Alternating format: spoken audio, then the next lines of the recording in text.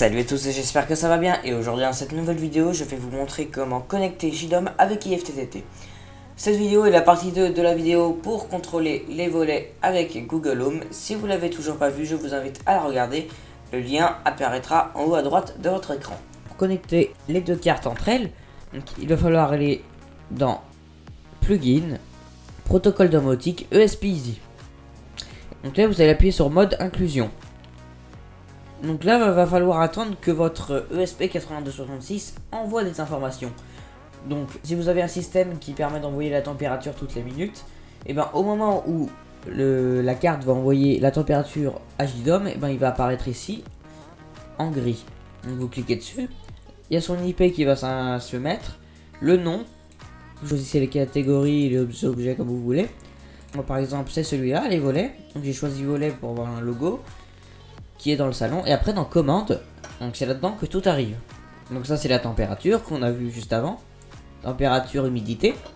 Ensuite ça c'est les deux relais, l'état des deux relais, donc les deux relais sont éteints, 1 et 1, et ça c'est pour activer les relais. Donc au début j'avais créé ça, je faisais ajouter une action, ici je faisais action, je lui donnais un nom, je mettais le GPIO que je voulais activer. Sauf qu'avec cette fonction là, ça prenait trop de temps, ça mettait entre 5 et 10 secondes à se déclencher, donc c'était pas très réactif. Donc c'est pour ça qu'ensuite, j'ai créé des scénarios avec des scripts. Donc pour ça, j'ai installé le plugin script, vous pouvez installer facilement. Donc après il faut aller dans programmation, script, là vous faites OK. Et donc là j'ai créé mon script volet. Et donc une fois que ça a chargé, vous allez dans commande. Et donc c'est là-dedans que j'ai créé mes scripts. Donc pour allumer le relais ouvrir, ce que je fais c'est que j'ai créé un script. Donc pour vous, vous appuyez sur le petit bouton vert pour créer un script. Moi je peux le modifier comme ça. Et donc une fois que vous avez créé votre script, c'est tout simplement un CURL. Donc ça vous remplacez par l'IP de votre carte qui est là. Et ensuite ça, et donc là vous mettez le GPIO de votre relais. Attention, les GPIO c'est pas la même chose que les pins D. Donc là on peut voir que par exemple le GPIO 12 c'est le pin D6, donc il faut faire attention à ça. Et donc ça c'est pour moi, c'est pour allumer. Vous faites enregistrer et vous faites ça pour tous les relais. Donc ici c'est la même commande sauf que on éteint. Et la même chose pour l'autre relais avec l'autre GPIO. Une fois que ça c'est fait, on va pouvoir créer un scénario. J'ai 6 scénarios au total. Il y en a 3 pour contrôler avec Google Home et 3 pour contrôler avec les boutons dans l'application que j'ai montré. Donc si je prends par exemple pour ouvrir avec Google, donc celui-là, ce que ça fait c'est que c'est un scénario provoqué. Ensuite là ce qu'on veut faire c'est ouvrir le volet. Donc le relais fermé on l'éteint et on ouvre le relais ouvrir. Et pour stop c'est que j'éteins les deux. Et là je vais pas rentrer dans les détails pour faire les boutons sur JDOM. C'est avec plugin virtuel. Une fois que vous avez terminé vos scénarios, il va falloir les intégrer avec IFTTT comme dans la dernière vidéo. Donc pour ça, ifttt.com, où vous créez un compte, vous allez dans My Applet et vous faites New Applet. Donc là vous cliquez sur This. Donc nous on veut, s'il y a une requête de Google Assistant, on met Google Assistant. Si on met une simple phrase qui est ouvre les volets, vous pouvez mettre deux autres phrases en plus de la première. Vous pouvez mettre une réponse OK avec une langue de type français. Et ensuite dans That, je vais choisir un webhook. Voilà. Et donc ici dans la case URL, c'est là qu'il va falloir générer une URL pour contrôler le scénario. Donc pour ça, il suffit de copier ce lien-là qui sera dans la description. Ici, il va falloir mettre l'IP de votre Raspberry Pi. Le problème, c'est que IFTTT, les serveurs du IFTTT sont pas sur le même réseau local.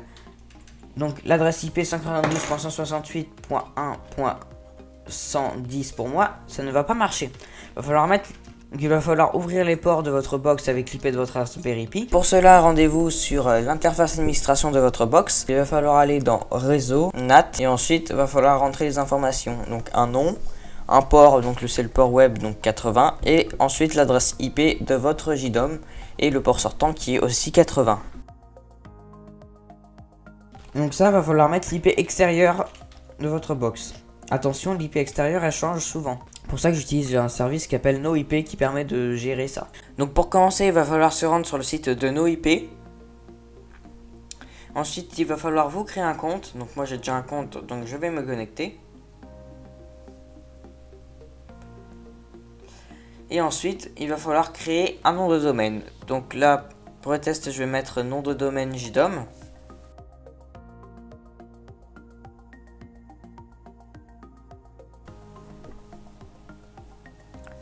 Et ensuite, vous choisissez le domaine.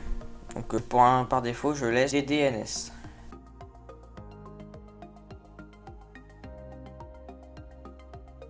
Et ensuite, vous faites add hostname.